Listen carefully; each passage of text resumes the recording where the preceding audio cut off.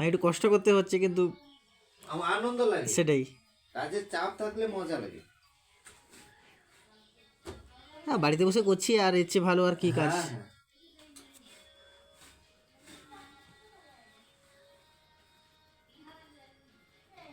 Art school আছে নাকি? না না না না, আমি এখন ওগুলো মানে এই টিউশন job এর টিউশন মধ্যে- করতাম।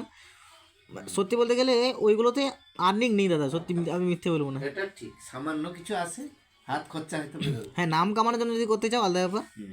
ওতে নাম হয় ভীষণ, কিন্তু নামে তো আর মাস্টার পেট মশাই? হ্যাঁ সেই নামে তো আর পেট ভরবে না, না, সোজা কথা।